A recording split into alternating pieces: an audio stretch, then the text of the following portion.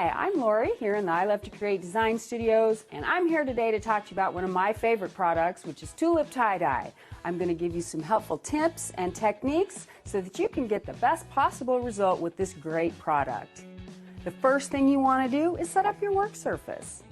You always want to protect your table with plastic table covers, or plastic wrap works well also.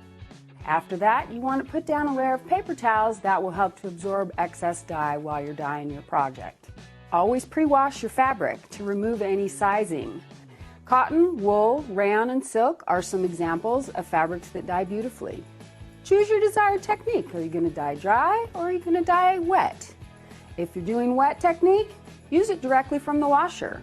If you're going to use a dry technique, dry your fabric in the dryer and then you can start your project right from there.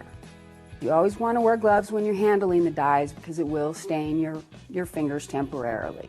Add water to the dye bottles, fill them up to the line, put the cap back on and shake it for at least a minute until the dye is fully dissolved. You can use the dye full strength for intense colors or for lighter shades and tones. Add more water to your bottles or mix in a separate bottle if you feel the need.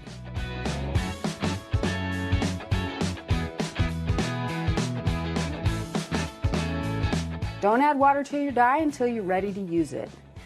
Dye needs to be used within 24 hours after mixing to get a good intense color. Dyes left unapplied after 24 hours can start to lose their concentration and may not give you the color intensity in your project that you're wanting. Make sure excess dye is removed from your work area. You can't see it until it reacts with the water you're using, and it can stain your fabric.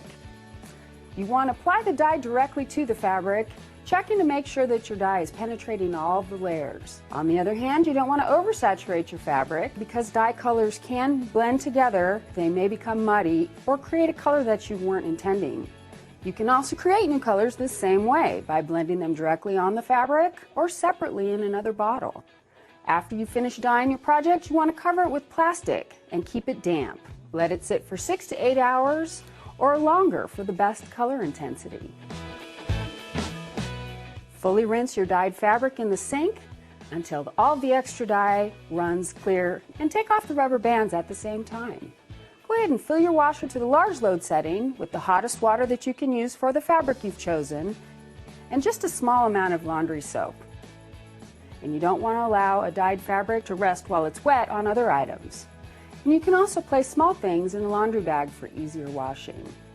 So those are some simple tips and techniques so that you get the best result using our Tulip one-step tie-dye. My name's Lori and I Love to Create Studios. Take a look at our website for some great design inspiration. We hope you enjoyed our video.